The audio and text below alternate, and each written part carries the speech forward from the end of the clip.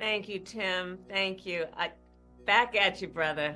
You are such an extraordinary leader, and we have become lifelong friends. I just, in front of everyone, I want to thank you, Tim.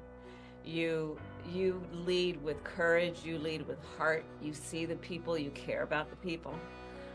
You believe in uplifting the dignity to which all people are entitled, and you do it and you have a sense of fun when you're doing it. But you are an extraordinary leader, and obviously the people of Minnesota are very, very Kamala proud Harris is about to openly brag about wasting $1.4 billion, which she actively owes to donors, of you. for Well, this failed thank you for campaign, your which it work. was revealed Thank today you, and that also Kamala thank you Harris for has not once, and been let me shown to say be this. ahead of Donald Trump due to internal polling, I'm which means thankful they for you, ran on a and I lie also the thank entire time. I'm thankful for your love of our country and your willingness to put the work into it. I'm thankful for the faith that you put in me and Governor Walz and our team. And I am thankful because I know your character is such that you're not going to get knocked down. And you're She going to also fight.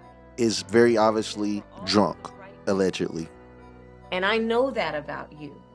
It's why you're part of this call right now and all the work that you did over those 107 days and even before. That's your nature. And the outcome of this election obviously is not what we wanted. It is not what we worked so hard for. But I am proud of the race we ran. And your role in this was critical. What we did in 107 days was unprecedented. Think about the coalition that we built, and we were so intentional about that. You would hear me talk about it all the time. Being a daughter of parents who are active in the civil rights movement, I know and believe that the best movements that are about progress in our country mean that it's leaders that we are dedicated to the coalition, to bringing people together that seemingly have nothing in common, but have everything in common. A coalition where we bring people together based on a deep love of our country and our understanding that the strength of our country will be a function of our willingness to put in the work, and that we will do that work with a sense of joy, yes, with a sense of work ethic and understanding it's going to be hard, but it's good work. It's good work to be engaged in a collective fight for America's future. And it means so much to me and to Governor Walz that you knocked on doors, you called friends, you called in favors. You said, hey, I showed up at your softball game. Now I need you to show up at the campaign office. you put in the time. It was personal for you. And you gave all that you could to support our campaign.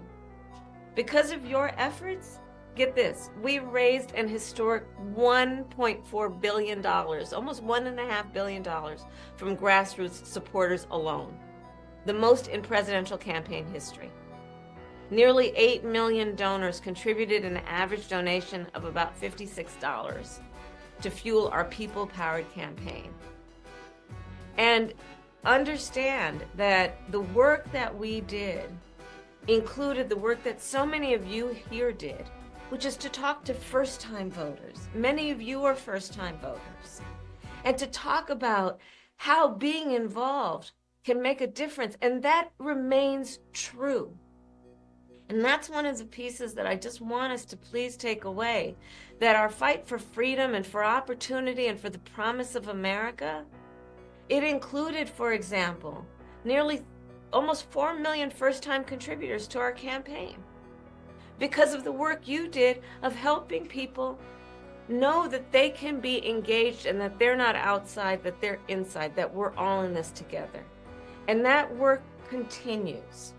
The work must continue of reminding ourselves that we have an ability to stay engaged in a way that will make a difference. The work that you all did, it's going to have lasting effect.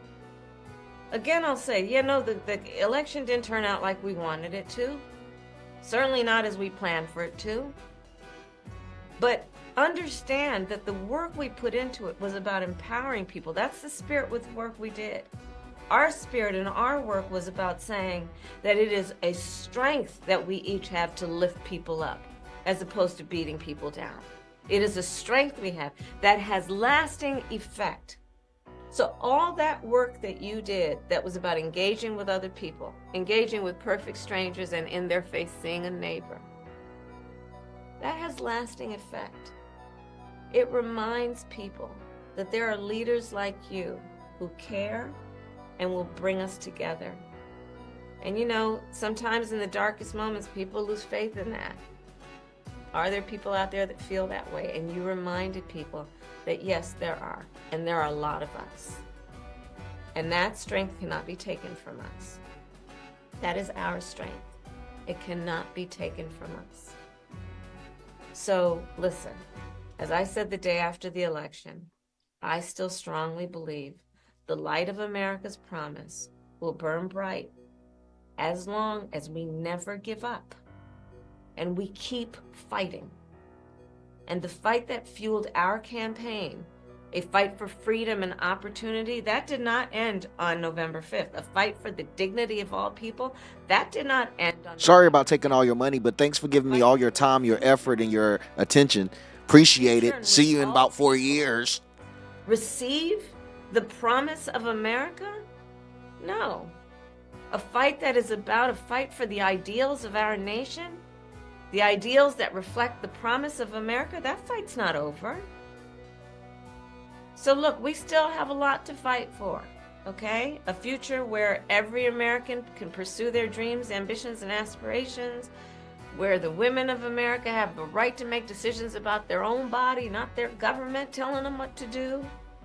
Our fight for the rule of law, for freedom for all, for equal justice, for the sacred principle that everyone, no matter where they start out, has certain fundamental rights and freedoms that must be upheld. That's not over. That fight's still in us, and it burns strong. And I know this is an uncertain time. I'm clear-eyed about that. I know you're clear-eyed about it. And it feels heavy.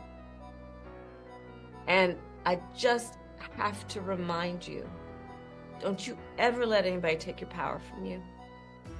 You have the same power that you did before November 5th.